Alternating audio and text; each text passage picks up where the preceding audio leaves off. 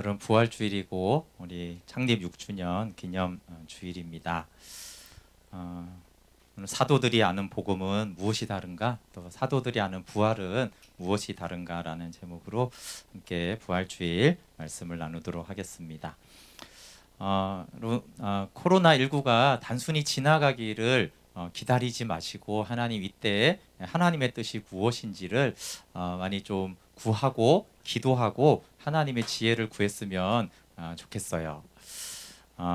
각자가 주님 가정에서 또 자녀들은 또 이 사업체는 이 회사에 대해서 주님의 지혜와 뜻을 구하시기 바랍니다.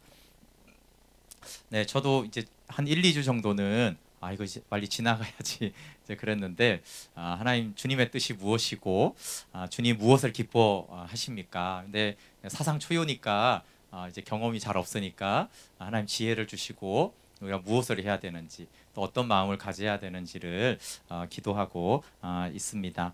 그런데 그러다가 이제 여기 우한에 있는 뿌리와 열매 교회 얘기를 들으면서 참 하나님이 정말 그렇게 하시는구나라는 생각이 들었어요. 그러니까 중국 우한이 1월 달부터 이제 봉쇄가 되었잖아요.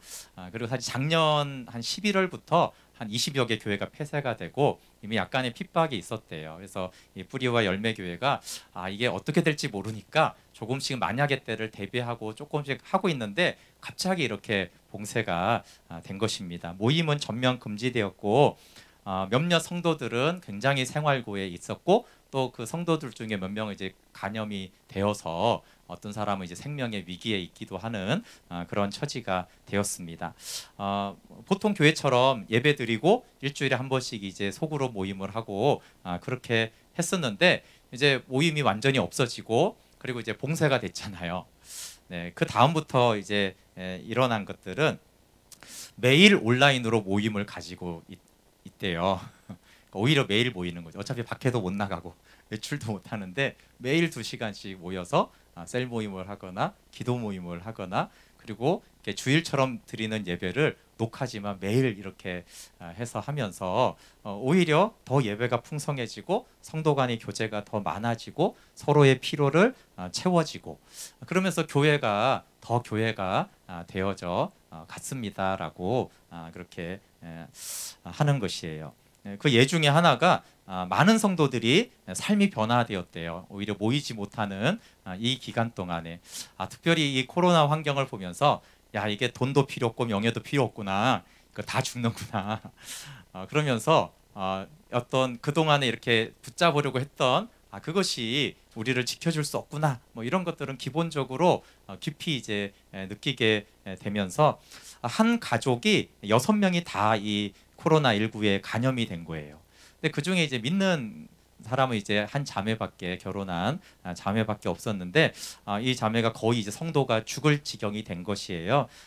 그런데 그 이제 다 죽게 되었을 때 오직 한 가지 생각만 이렇게 있더래요. 그건 뭐냐면 그래서 감염된 다른 가족들에게 가서 자기가 무릎을 꿇고 이렇게 말했다는 거예요. 하나님을 믿어야 돼요. 이제 저도 죽을 수 있어요. 근데 이 삶의 굴레를 벗어날 수 있는 사람은 아무도 없어요. 하나님을 믿어야 돼요. 그러니까 이 자매는 아이가 있었어요. 근데 아이의 양육을 어떻게 할 건지 은행 비밀번호를 어떻게 알려줄 건지 이런 것이 아니라 오직 한 가지 생각만 하나님을 믿어야 돼. 우리 가족이 구원받아야 돼. 그렇게 했던 그리고 이제 회복된 다음에 이제 이것들을 이제 알려주고 나눈 것이죠. 이런 간증들이 꽤 많이 있었다고 그래요.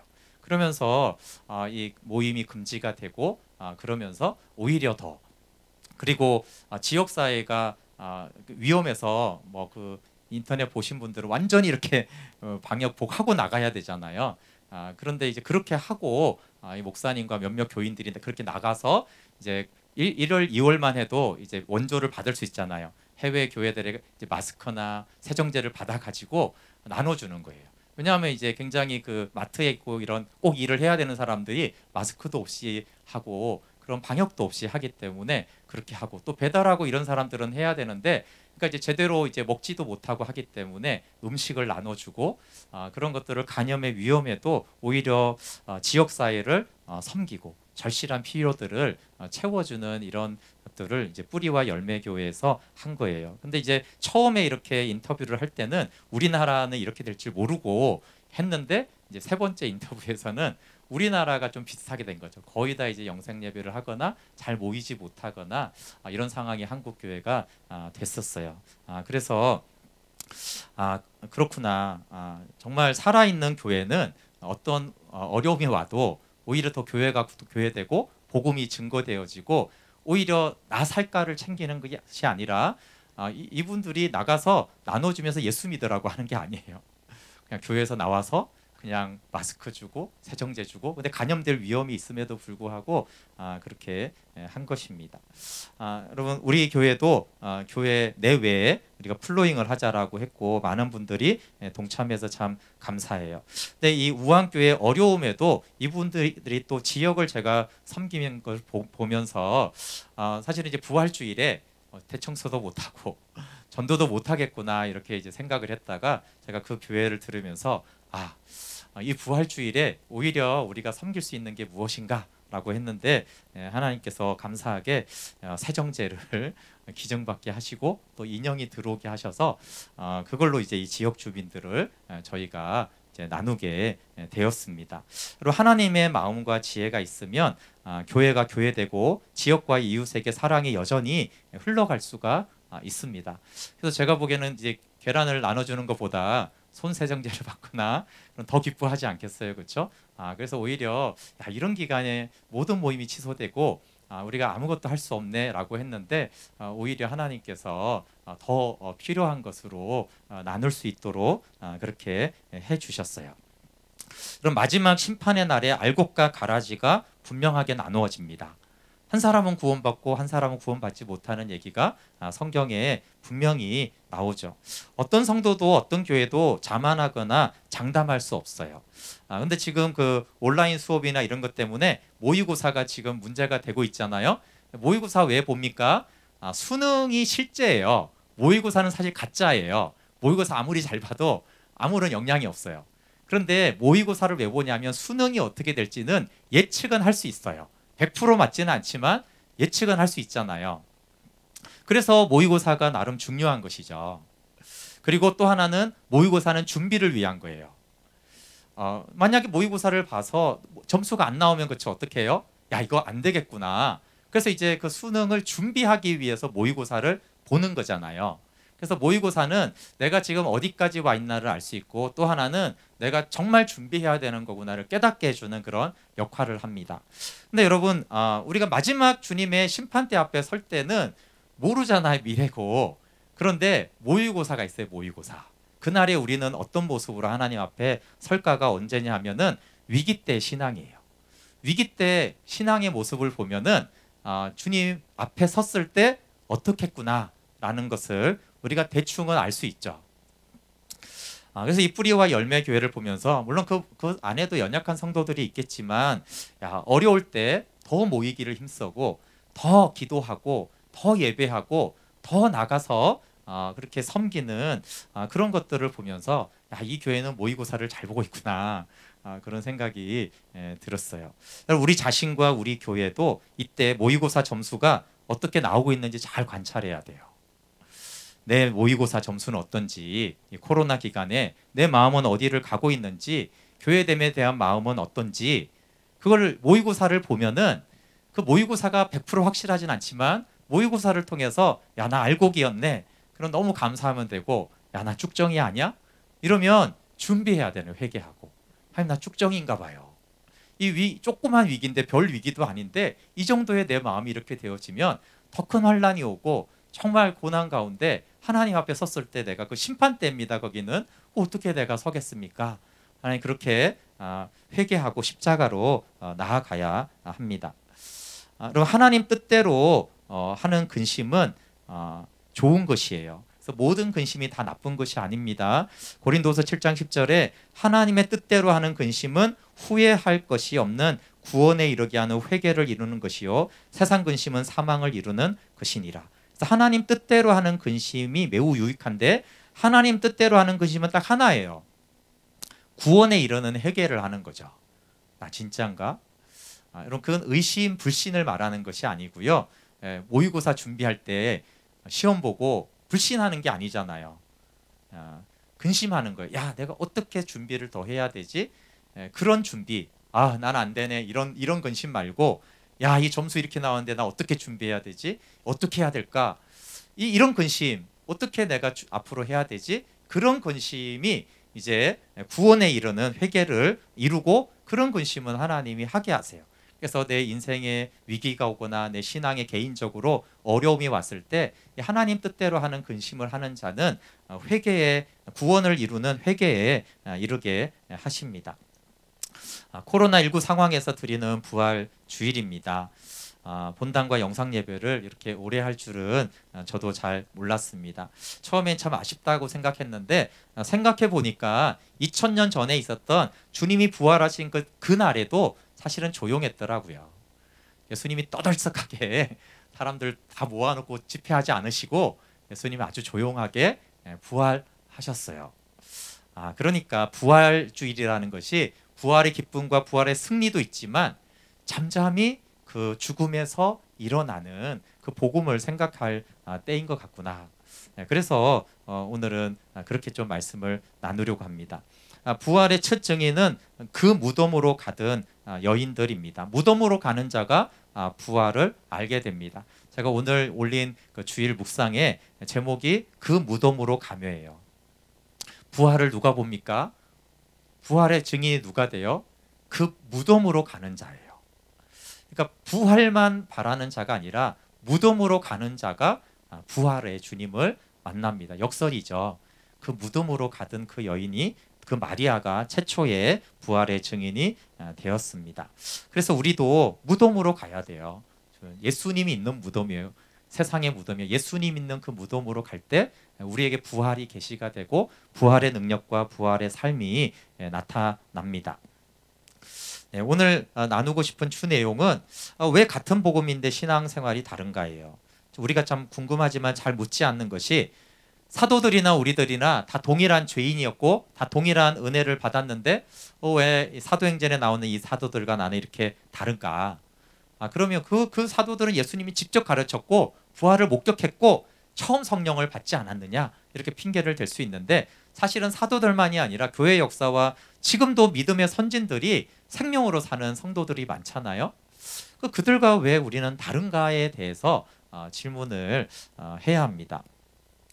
그것에 대해서 왜 다른가를 알 수 있는 중요한 한 가지는 다른 복음, 다른 은혜를 받아서가 아니고요. 제자들이 십자가와 부활을 아는 과정과 우리가 좀 차이가 있습니다. 제자들이 이제 갈릴리에서 예수님의 소식을 이렇게 들었죠. 그리고 아마 이제 되게 목말랐던 것 같아요. 그렇지만 목말랐지만 물고기 잡거나 세관에 앉아서 일을 했어요. 왜냐하면 이제 자격도 없고 그렇잖아요. 또 부끄러워서 그런지 모르지만 주님이 부르셨어요. 부르셨으니까 자격은 없는데 목말랐던 사람들이니까 부르니까 모든 것을 버리고 주님을 따랐습니다. 그리고 주님을 따르고 나서의 그 3년 반은 정말 놀라운 삶이죠. 이 하늘의 가르침과 수많은 표적과 신비하고 이건 다 말할 수 없을 만큼 이런 삶이 있나. 그러니까 제자들은 시작 부르실 때 모든 것을 다 버리고 시작해서 급진적인 하나님의 경험을 했어요. 하나님을 경험했죠. 그 결과가 3년 반쯤 지나니까 하나님의 은혜로 베드로가 놀라운 신앙 고백을 하게 됩니다. 잘 아는 말씀이죠. 보이시면 같이 한번 읽어볼게요. 시작. 시몬 베드로가 대답하여 이르되 주는 그리스도시요 살아계신 하나님의 아들이시니이다. 예수께서 대답하여 이르시되 바요나 시몬아 내가 복이 있도다. 이를 내게 알게 하니는 혈육이 아니요 하늘에 계신 내 아버지시니라. 또 내가 내게 이르노니 너는 베드로라. 내가 이 반석 위에 내 교회를 세우리니 음부의 권세가 이기지 못하리라. 그 3년 반 동안에 뭐 좀 잘한 거 있겠죠. 그렇지만 이때가 베드로가 제일 잘한 거예요. 3년 반 동안 제일 잘한 거예요. 그리고 하나님의 그 여러 가지 은혜가 임했지만 사실 이 은혜가 제일 큰 거예요. 이게 혈육이 아니고 하늘 아버지가 너에게 알려준 것이다. 영생이 예수님과 아버지를 아는 것인데 영생을 지금 알고 있잖아요. 그러니까 지금 이 본문이 3년 반 동안 베드로가 제일 잘한 장면이고 하나님이 베드로에게 알게 하신 은혜 중에 제일 큰 은혜가 여기예요. 그래서 얼마나 이게 중요하냐면 내가 이 신앙의 고백 이후에 내 교회를 세우겠다. 야, 얼마나 놀랍습니까? 근데 이게 이렇게 3년 반에 놀라운 삶을 살고 정점에 딱 왔으면 이제는 사도적인 삶이 열어질 것 같아요. 이제는 진짜로 신앙생활 제대로 할 것 같아요. 이제는 자충우돌 하지 않을 것 같아요. 그런데 성경은 참 희한합니다. 복음서에는 이렇게 놀라운 은혜와 놀라운 신앙 고백과 놀라운 하나님의 계시가 된 후부터 제자들이 망가집니다. 베드로가 더 망가지죠. 그 전에도 원래 조금씩 문제는 있었는데 급격하게 망가지고 급격하게 마음이 둔하고 완악하고 서로 싸우고 욕심내고 이런 일들이 이 놀라운 은혜의 정점에서 오히려 일어나요. 참 신기하지 않습니까? 초반에 나를 따르라. 아유, 못 따릅니다. 나를 따르라. 이거 어떻게 다 전 재산을 버립니까? 막 이런 거 싸우거나 또 초반에 막 이렇게 서로 싸우고 이래야 될 것 같잖아요. 근데 이 십자가를 이제 얼마 놔두지도 않고 3년 반 훈련 받은 이후에 그것도 최정점의 신앙 고백과 영성에 이르렀다가 갑자기 추락을 합니다. 예수님한테 막 십자가 가지 말라고 꾸짖지를 않나. 누가 크냐고 싸우지를 않나. 야고보와 요한은 예수님 잡은 청탁을 하지를 않나. 그 소식을 듣고 막 열제자들이 막 화를 내지를 않나. 이런 모습은 정말 좀 그 수준이 낮은 교회의 모습 아닙니까? 교회 중에서도 대놓고 이렇게 싸우는 거 속으로 싸우죠. 보통은 속으로 미워하지 대놓고 이렇게 화내고 싸우지는 않잖아요.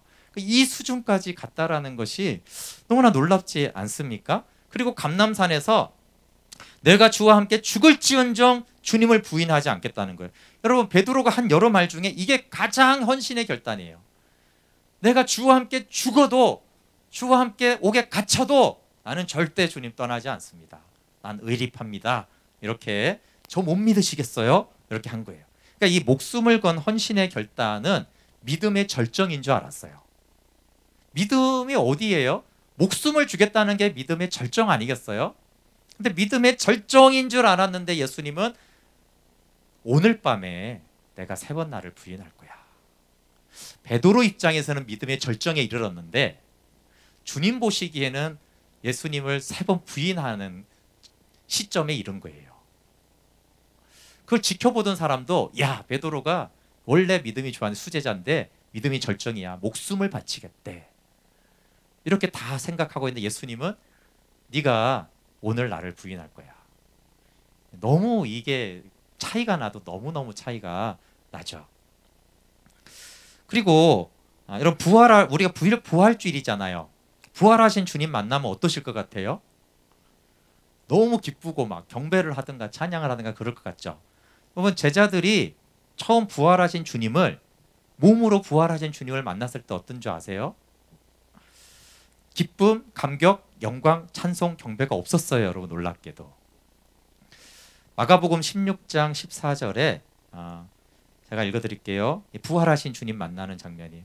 그 후에 11제자가 음식을 먹을 때 예수께서 그들에게 나타나사 그들의 믿음 없는 것과 마음이 완악한 것을 꾸짖으시니 이는 자기가 살아난 것을 본 자들의 말을 믿지 아니함일러라. 그러니까 예수님과 대부분의 제자들이 처음 만난 부활한 다음에 어땠다고요? 혼났어요. 혼났어. 왜요? 마음이 완악해요. 그리고 믿지를 않아요. 그러니까 혼나면 어때요, 여러분? 여기 애들은, 우리 아이들 부모님께 혼나면 어때요, 분위기? 그 분위기. 그게 예수님과 부활하신 주님과 처음 만났을 때 그 분위기였어요. 얼마나 이렇게 썰렁하고 어색하고 민망한 분위기입니까? 이것도 우리의 예상하고 다릅니다. 이 부활의 기쁨은 갈릴리에서 회복하시고 성령이 임하고서야 비로소 부활의 믿음으로 복음을 전했어요. 그러니까 이 제자들이 복음, 즉 십자가와 무덤과 부활을 아는 과정은 굉장히 느리고 굉장히 힘들었어요. 굉장히 믿음이 있는 줄 알았고 보면은 넘어지고 너무 둔해요. 너무 둔해.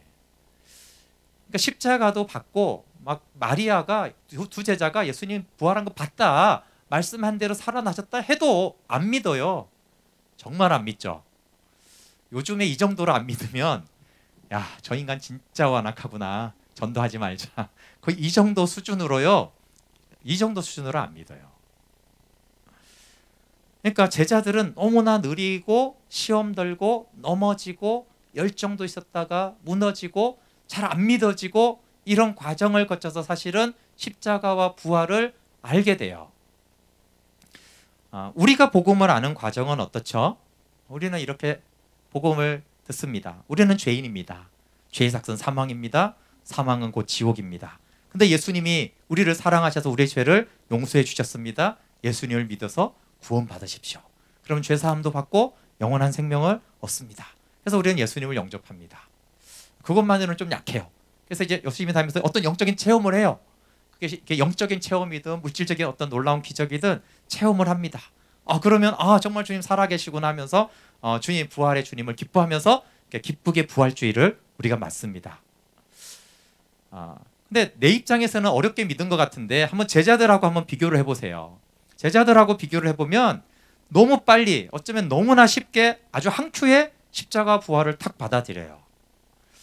네, 알파 코스를 할 때 전에 교회에서 보면 실제 안 믿는 불신자도요 탁 나와가지고 이제 사랑을 듣고 복음을 듣고 성령 체험을 하면 십자가와 부활을 한 큐에 딱 받아들이고 부활하신 주님을 찬양하고 기뻐해요. 그게 잘못됐다는 건 아니에요. 그런데 제가 말하려는 거는 과정이 너무 다르다는 거예요. 왜 예수님이 셀렉한 그리고 사도행전을 기록했던 그 장본인들은 이렇게 느리고 이렇게 힘들고 이렇게 실패하고 이렇게 안 믿어지고 이렇게 몸부림치면서 막 통곡하고 그래도 안 되고 그렇게 믿었는데 우리는 왜 이렇게 쉽게 잘 믿을까요? 아니면 그냥 태어난 게 태어나서 믿든가. 과정이 너무 다르죠. 그래서 과정의 차이가 신앙생활의 차이일 수 있어요.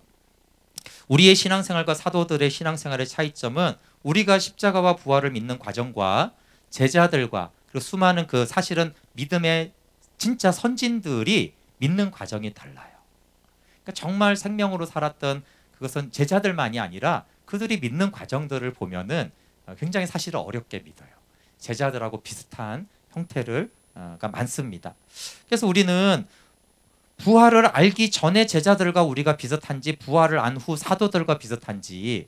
근데 우리가 십자가와 부활을 알았으면 사도들하고 비슷해야 되잖아요. 똑같지는 않아도 돼요. 그래도 누구하고 좀 비슷하냐 그러면 십자가와 부활 이전보다는 이후하고 좀 가까워야 될 것 같은데 근데 부활을 알기 전에 제자들 같고 심지어는 부활을 알기 전에 제자들만큼도 믿음이 없는 것 같아요. 왜냐하면 그들은 적어도 부활도 몰라도 모든 것을 버리고 주님을 따랐어요. 그럼에도 불구하고 복음을 깨닫지 못하고 예수님을 버렸습니다. 그럼 제자들과 우리의 문제가 동일한 지점이 있습니다. 그것은 모든 것을 버리고 주님을 따르고 주님과 함께하고 하늘아버지가 예수님을 알게 해주셨음에도 불구하고 제자들의 문제가 뭐라고 생각하세요? 제자들과 사도들의 차이가 있습니다. 모든 것을 버린 것이 차이가 아니에요. 그건 뭐냐 하면 그들은 버린 만큼 보상을 원했어요. 그들은 실제로 다 버렸어요.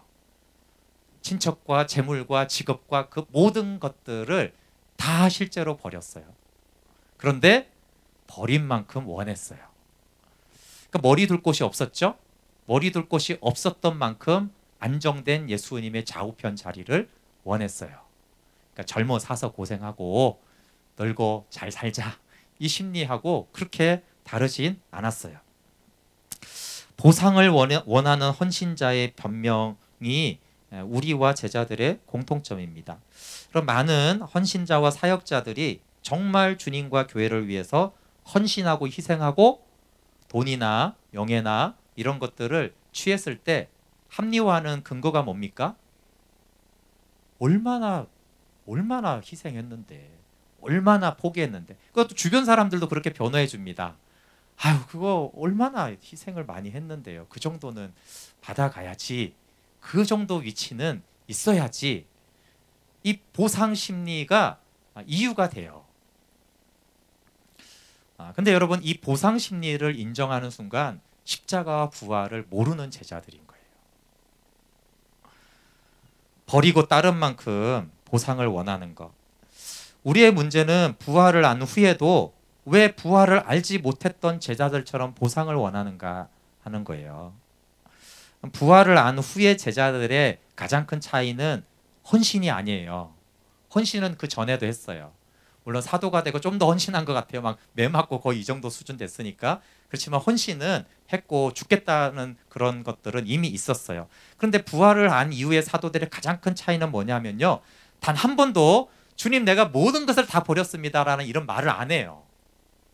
그리고 누가 크냐라는 논쟁도 하지도 않아요. 보상 심리가 없어졌어요. 그게 부활을 안 사도들과 그 전후의 차이점이에요. 일평생 헌신하고 때로 고난받고 마지막에 순교했어요. 순교하면서 주님 내가 순교할 테니까 보상이 있을 줄로 믿습니다. 나는 순교하니까 우리 온 가족은 구원을 받고 축복을 받고 그렇게 되겠죠. 이렇게 했나요? 아니요. 순교의 자리까지도 어떤 것도 기대하거나 보상을 요구하지 않았어요. 채찍을 맞고는 고난받는 일에 합당한 자로 여겨주심을 기뻐했어요. 오늘 본문입니다. 사도행전 5장 40절부터 42절. 사도들을 불러다가 채찍질하며 예수의 이름으로 말하는 것을 금하고 놓으니까 41절에 사도들은 그 이름을 위하여 능욕받는 일에 합당한 자로 여기심을 기뻐하면서 공회 앞을 떠나니라. 그들이 날마다 성전에 있든지 집에 있든지 예수는 그리스도라고 가르치기와 전도하기를 그치지 아니하니라. 채찍질이 얼마나 아픕니까? 우리 알잖아요. 채찍질을 하고 능욕을 했는데 예수님의 이름을 위해서 능욕받는 자격증을 우리가 얻었다. 이렇게 했어요. 하나님 우리 채찍질 받았으니까 다른 복을 주세요. 이렇게 하지 않았고요. 야, 우리가 드디어 예수님을 위해서 고난받을 자격을 얻었어. 주님이 우리를 그 정도 믿음을 인정해 주셨어. 라고 기뻐했습니다. 제자들처럼 복음을 알아야 됩니다. 제자들처럼 부활을 알아야 돼요. 주님이 제자들에게 십자가와 부활을 알게 한 과정이 우연일까 의도적일까 생각해 보세요. 당연히 의도적이죠. 주님이 아무 생각 없이 제자들을 불러서 그렇게 해서 그렇게 십자가 부활을 알고 증인이 되게 해서 복음을 전하게 했겠어요? 이것이 얼마나 중요한 일인데, 창세전부터 아들을 십자가에 못 박아 죽여야 되는 사건을, 그걸 전할 사도들을 복음을 알게 할 때 그냥 아무 우연히 그렇게 했겠어요? 이것은 아주 의도적인 하나님이 복음을 알게 하는 제자들의 방식이었어요. 보상 심리가 없다라는 것은 또 다른 말로는 이 제자들이 전적인 은혜로 복음을 받아들이게 되었다는 거예요. 그러니까 신앙 고백을 할 때까지는 우리가 다 버리고 주를 따랐습니다 라고 했어요. 자기의, 자기 신뢰, 자기 자랑이 있었습니다. 여러분, 이런 상태는 복음을 전적인 은혜로 받은 것이 아니에요. 전적인 은혜로 받은 사람들은 내가 모든 것을 다 버리고 내가 주님을 위해 어떻게 했는데 라는 말을 하거나 생각이 있는 사람은 전적인 은혜로 받아들인 게 아닌 거예요. 그러니까 이제 부활의 능력이 나타나면 보상 심리가 있는 거예요. 성령의 능력이 나서 막 사람들이 치유되고 그러면 이제 보상 심리가 나타나는 거예요. 왜? 전적인 은혜로 받지 않았기 때문에 그런 마음이 일어나는 것입니다. 제자들이 이 완전한 실패의 유익이 있습니다. 그것은 주를 위해 다 버리고가 사라진 거예요. 베드로에게 한번 물어보십시오. 이렇게 물은 사람은 성경에 없어요. 근데 이제 사도행전에 나오는 베드로에게, 베드로, 당신은 정말 모든 것을 버리고 주님을 따른 수제자지요? 이렇게 물어봤으면 베드로는 뭐라고 대답했을까요? 내가? 이거 말도 안 돼. 나는 배신자고 죄인이야. 이렇게 대답했을 거예요. 근데 십자가 부활을 알기 전에는 베드로, 너 다 버리고 네가 첫 번째 수제자잖아. 그러면 어떻게 했다고요? 맞아. 내가 바로 다 버리고 그것도 첫 번째로 내가 부름 받아서 내가 수제자라니까. 나는 죽기까지 주님을 위해 따르고 내가 다 버렸지. 가족도 친척도 직업도 재산도 내가 다 버렸어. 맞아. 이렇게 대답했어요. 그러니까 주님을 따르면서도. 그런데 십자가 부활을 안 이후에 베드로에게 당신 그런 사람이잖아요. 당신 채찍질 받으셨잖아요. 아니라니까. 나는 배신자야. 나는 죄인이야. 이렇게 대답을 할 것입니다. 우리는 대부분 처음부터 다 버리지 않고 복음을 믿고 주님을 따릅니다. 그리고 은혜를 받은 만큼 버려요. 제자들은 다 버리고 은혜 받았고요. 우리는 은혜를 받은 만큼 버리기 시작해요. 그리고 다 버리지도 못했으면서 버린 만큼 자기의가 생깁니다. 그것이 복음이 생명이 되지 못하는 완악한 마음이에요. 그것이 사도들과 우리의 차이점이에요. 사도들 세리였고 어부들이었고 완악했고 믿지 않았고 우리와 같았어요. 근데 제자들은 실제로 다 버리고 주님을 따르고 보상을 원했어요. 그래서 복음이 생명이 되지 못했던 거예요. 그렇게 놀라운 체험하고 그렇게 놀라운 신앙 고백을 하고도 그렇게 주님과 연합되지를 못했던 것입니다. 여러분 주님께 무엇을 드렸습니까? 주님을 위해서 무엇을 포기했습니까? 이런 찬양 가사 있죠. 다 버리고 다 고치고 겸손히 낮아져도 주 앞에서 정결타고 자랑치 못할 거예요. 부서져야 하리, 무너져야 하리, 깨져야 하리, 깨끗이 씻겨야 하리. 이게 사도들의 공통된 고백이에요. 실제로 다 버렸는데 다 버렸다고 자랑할 수가 없어요. 다 희생했는데 희생한 게 없어요. 더 드려야 되는데, 내가 더 깨져야 되는데. 그렇게 항상 기도한 거죠. 우리가 사도 바울도 잘 알잖아요. 그렇게 다 하니까 이 정도면 내가 아니죠. 나는 죄인 중에 괴수입니다. 내가 주님께 다른 사도보다 더 수고했지만 내가 한 것이 아니고 하나님의 은혜라는 말이 무슨 말이에요? 팩트로는 포기하고 헌신했다는 거예요. 근데 내가 알기로는 사도 바울은 나는 헌신한 게 없어 이 말이에요. 희생한 거 없어. 나 버린 것도 없어. 그게 주님의 은혜라는 말이거든요. 드리고 포기한 것이 기억조차 안 나고 기억이 나지만 부끄러울 때, 죄인일 뿐인데 이때 복음이 생명이 되고 부활의 능력이 나타나는 사도행전에 주님이 사심이 나타납니다. 제가 묵상을 하면서 왜 나는 자꾸 사도들이 아니라 복음서의 제자들과 가까운 것 같은가. 교회를 제가 89년에 나오고 95년에 복음을 깨닫고 97년에 제자로 헌신하고 99년에 목회의 부르심에 순종했어요. 그리고 권리를 포기하고 대가를 지불했는데 제자들처럼 보상심리가 생기더라고요. 헌신한 만큼 누가 알아줘야 되고 헌신했으니까 좋은 결과가 나타나야 되고 이런 거예요. 근데 심판의 복음을 통해서 주님이 가르치신 것을 깊이 생각해 보니까 주님이 가르치고 싶은 것은 이거예요. 주님을 위해 내가 드린 것이나 버린 것이 없구나. 그러니까 이렇게 헌신하고 포기했는데 이 교만을 없애기 위해서 아주 오랜 광야가 비참함이 필요합니다. 그래서 이 제자들에게 이런 실패와 절망이 없이 사실 교만이 사라지기 힘들어요. 베드로가 3번 부인하고 저주하고 맹세하지 않았다면 그가 이 모든 것을 버린 그걸 다 포기할 수 있었을까요? 그 자랑, 나 변화산에서 봤거든. 나 물이 걸었어. 이런 얘기 베드로가 합니까? 안 하죠. 포기도요, 영적인 체험도요, 그 모든 것에 대해서 베드로는 말하지 않아요. 물론 그리스도를 증거하기 위해서는 말을 하죠. 근데 나 이런 체험했거든. 이런 얘기가 없어요. 이상하게. 그 3번의 부인이 그 실패가 사실은 베드로가 온전히 십자가와 부활을 알게 한 것입니다. 이것이 고난의 유익입니다. 내가 이렇게 했는데 라는 것이 사라져야지. 이 지독한 교만이 약화되거나 사라집니다. 그래서 내가 이렇게 했는데가 사라져야지 복음을 통해서 생명에 이르게 돼요. 여러분 포기한 것은 사실인데 포기한 사실이 없음이 되는 것. 헌신하고 드린 게 맞는데 오늘도 혹시 헌금하셨나요? 근데 헌금한 적이 없는 거예요. 나는 했는데 기억도 안 나고 많이 드렸잖아. 그러면 아니야. 하지 않았어. 한 게 없어. 그건 진리로 대답하는 걸 말하는 거예요. 기억 상실증이 걸려서 그런 게 아니고 복음이 뿌리 내리는 좋은 밭은 포기한 사실이 없음이 되는 것이에요. 그럼 내 의가 사라지면 장사 복음을 저항 없이 받아들이고 그래서 십자가의 고난에 참여하게 돼요. 사도들은 위협과 채찍을 기쁘게 왜 수용했을까요? 헌신과 희생은 없고 죄인일 뿐인 거예요.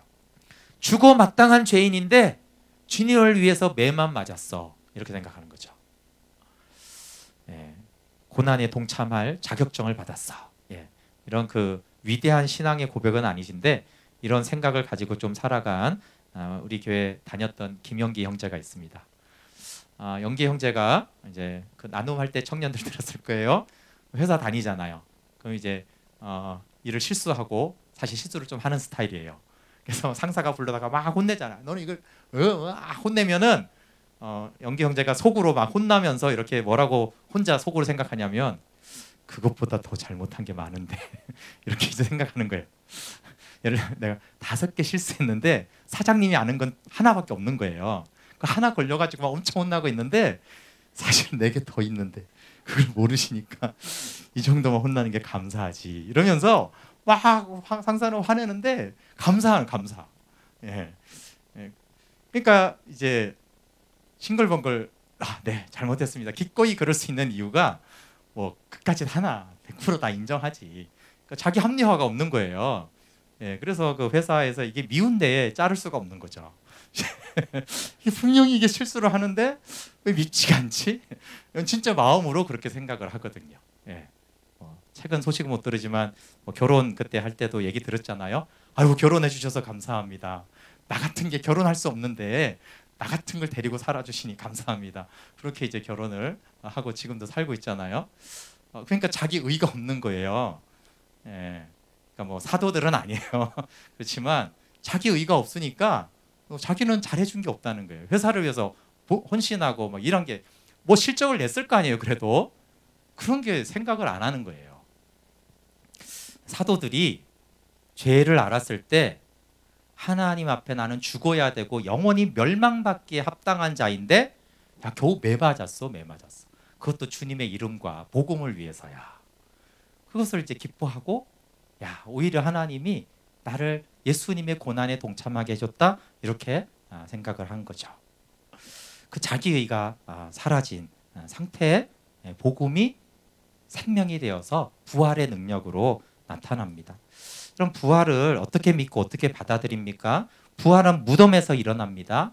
십자가 없는 부활이 없고 무덤 없는 부활은 없어요. 나는 무덤에서 부활에 이르렀는가를 깊이 생각해 봐야 돼요. 그 절망과 내가 죽을 죄인이고 나는 예수님을 버린 자구나. 나는 그 무덤에서 부활에 이르렀는가. 아니면 그 무덤 없이 그냥 정말 한 큐에 정말 그냥 가볍게 예수님을 혹시 믿은 건 아닌가. 무덤에서 복음을 다시 들어야 돼요. 잘 보세요. 예수님 자체가 복음이에요. 그렇죠? 그러니까 예수님이 부르시고 복음이신 예수님과 함께 있었고 복음을 들었죠. 예수님이 전한 거 다 복음이니까. 근데 이 제자들은 다시 복음을 듣게 돼요. 무덤에서, 그 절망에서. 아까 주님 만났을 때도 막 슬퍼하고 있었거든요. 베드로는 통곡했고. 그 무덤에서 그들이 다시 복음을 듣게 돼요. 그리고 예수님도 이렇게 말씀하셨죠. 지금 너희들 모르지. 너희들 지금 복음 다 들은 거야. 근데 모르잖아. 성령이 오시면 가르쳐 주실 거야. 그러니까 사실은 제자들은 복음을 2번 들은 거예요. 진짜 복음을. 앞에 복음도 진짜 복음이죠. 근데 문제는 이 마음이 완악해서 깨닫지를 못하는 거예요. 제자들 입장에서. 근데 이것도 안 믿은 것도 아니에요. 그렇죠? 다 버리고 또 하나님이 알게 했다는 걸 보면 그렇지만 그게 생명이 되지 못하고 부활이 되지 못했어요. 근데 그 무덤과 절망과 배신 속에서 다시 듣게 된 거죠. 복음을. 다른 메시지는 아니었어요. 그렇지만 다시 그 복음을 들었을 때 성령께서 함께 가르쳐 주시면서 그들이 진짜 십자가와 부활을 알게 되었어요.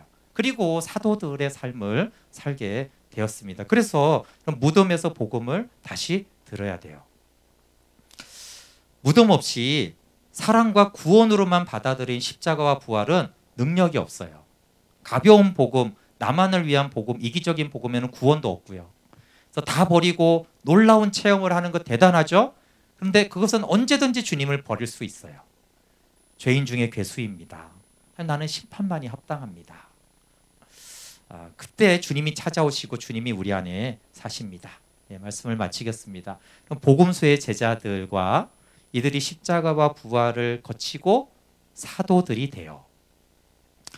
복음서의 제자와 사도들의 제자들 약간 차이가 있지만 사실은 가장 분명한 차이는 한 가지인데, 그것은 모든 것을 버리고 주님을 따랐다라는 것이 복음서에 나오는 제자들이고, 사도행전에는 어떤 기록에도 내가 주님을 위해 모든 것을 버렸다, 내가 이렇게 했는데 라는 게 없어요.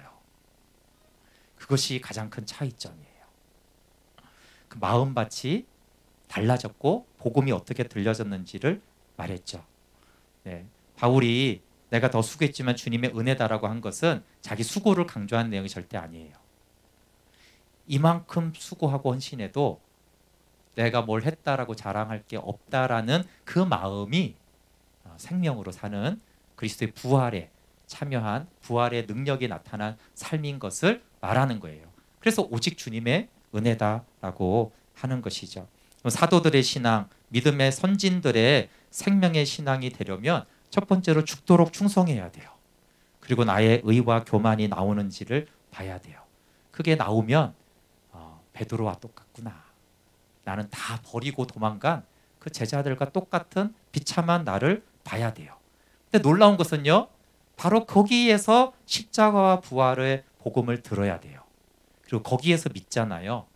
그러면 사도행전적인 신앙과 복음에 참여하게 되어집니다. 내 안에 사시는 주님의 풍성한 생명을 우리가 알게 되어집니다.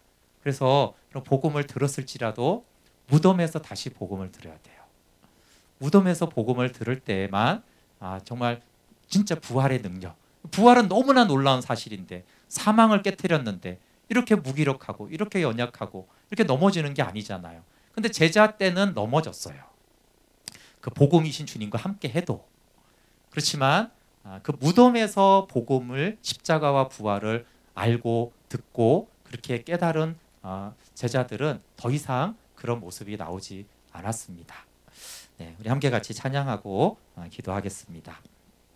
선포하라 부활하신 영광의 주, 그러니까 찬양했던 그 찬양으로 함께 찬양하면서요. 여러분, 복음을 물론 전혀 모르는 사람은 복음을 당연히 들어야 되죠. 지금 복음을 많이 들었어요. 엄청나게 들었어요. 은혜도 많이 받았어요. 그래서 하나님께 드리기도 하고 헌신까지 했어요. 근데 여러분, 무덤에서 복음을 듣지 않으면 무덤에서 부활이 있기 때문에